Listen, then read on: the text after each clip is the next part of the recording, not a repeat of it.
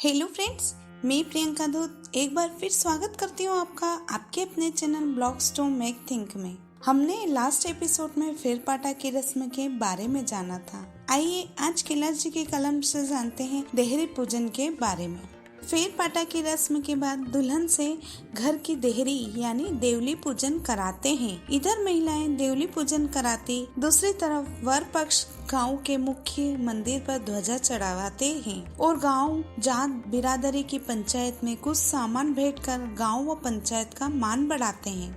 देहरी यानी देवली घर के मुख्य प्रवेश द्वार यानी कि दरवाजे के भूमि स्पर्श भाग को कहते हैं। इस दरवाजे के दाईं और बाईं ओर दो छोटे आलिये होते हैं और ऊपरी भाग पर एक छोटा आलिया होता है जिसमें गणेश जी विराजमान होते थे। वास्तु शास्त्र में भी इस देहरी का महत्व दिया गया है। ऐसे महत्वपूर्ण स्थान को शादी ब्याह में सम्मान देकर पूजा जाता था।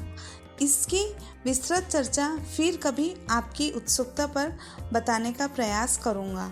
फिलहाल देहरी पूजन करते हैं। महिलाएं देवी देवताओं के गीत गाती हुई बिंद बिनड़ी को लेकर घर के मुख्य दरवाजे की देहरी पर आती है। दोनों को घर में प्रवेश दिशा में मुख करके बैठना होता है। सबसे पहले देहरी पर जल से छींटे देकर पवित्र किया जाता है। फिर कंकु रोली से तिलक कर अक्षत चढ़ाए जाते हैं। पुष्प धूप दीप किया जाता है। फिर नैवेद्य धराया जाता है और भेंट रखी जाकर ढोक लगवाई जाती है।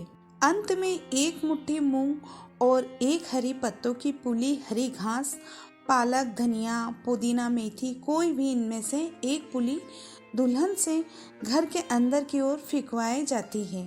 इस रीति रिवाज का मुख्य आशय यह है कि इस घर की देहरी का कुंवारापन समाप्त हुआ।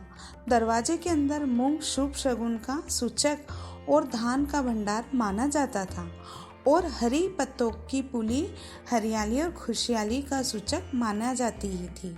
अर्थात कन्या अपने बाबुल के घर सदा अन्न का भंडार भरा रहने और खुशहाली की कामना ईश्वर से करके बाबुल के घर से विदा होती है। इस रीति रिवाज को हम देहरी पूजन के नाम से जानते हैं। इसके बाद लाड़ी की विदाई होती है। इसके साथ यहाँ एक छोटा सा प्रसंग बाल विवाह व गुणे का भी आता है जो बाद में बताऊंगा। यह जनवासे जिसे वर पक्ष का अस्थायी निवास माना जाता था। कई बार यहाँ जवाई और बाई की आण जान की बंध भी खुलवाए जाते थे। आगे इन सब की जानकारी के लिए हमसे जुड़े रहिए। आओ अतीत में चले के नेक्स्ट एपिसोड तक के लिए धन्यवाद।